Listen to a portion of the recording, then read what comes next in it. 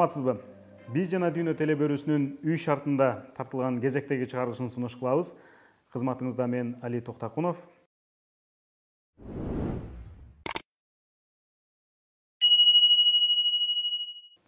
Ошентип коронавирус адамдардын эле эмес, экономиканын өпкөсүн жабыркатып, улам тумчуктуруп барат. 100 миллиондогон адам үйүндө коргулап отурууга аргасыз.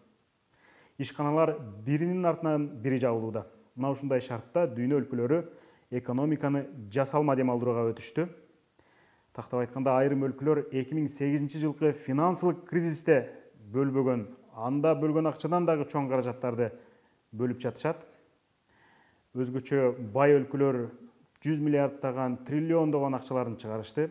Алардын бири Америка Кошмо Штаттары. Кошмо Штаттар ушул тапта коронавирустан эң катуу жабыркап аткан өлкөлөрдүн бири. 1 апрелге карата COVID-19 илдетине чалдыккандар бул өлкөдө 200 миңден ашты. Эмесе дегенде АКШга назар бурсак. Миң керебеттүү 12 операциясы бар Комфорт. АКШ аскер деңиз күчтөрүнүн кеме госпиталы. Дүйшөмбүдө Нью-Йорк шаарынын жээгине шашылыш сүзүп келип, коронавирустан жабыркабаган оорулууларды тейлеп жатат. Муну менен бийлик шаардагы ооруканалардын ишин жеңилдетип, жалаң COVID-19 илдетине чалдыккандарды дарылоого шарт түздү. Акыркы ирет Комфорт бул жээкке 2001 жылдын 11 сентябрындагы теракттан кийин жардамга келген эле.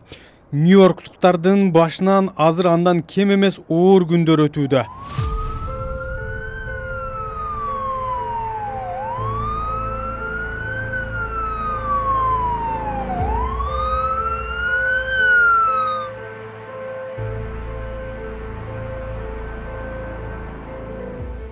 Кошмо Штаттарда коронавирус жугузгандардын 40%дан көбү Нью-Йорк штатына туура келүүдө.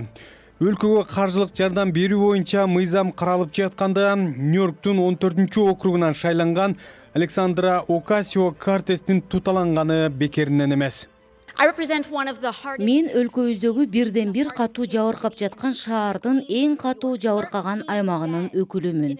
Нью-Йорктун Куинс аймагында жалгыз Элмхерст ооруканасында эле бир түндө 13 киши өлдү. Эгер эч нерсе кылбасак, биздикилердин көргөн күнү өлкөбүздүн башына түшөт. Ооруканада иштегендердин коргоочу каражаттары жок. Бизде зарыл болгон дем алдыруучу каражаттар жок. 8,5 миллиондон ашуун калкы бар Нью-Йорктун мэри Билл де Блазио шаардагылардын жарымына коронавирус жугушу мүмкүн деп эскертүүдө.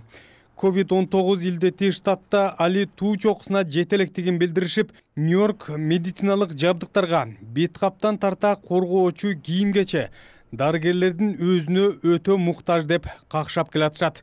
Бул маселенин бир гана өңүтү. Коронавирустун кесепетинен АКШда алгач жүргүнчү ташыган авиация тармагы сейил кемелери токтоп, артынан уда эле башка автоунаа жасаган компаниялар, башка өндүрүш ишканалары, орто жана майда бизнес эшиктерин жабышты.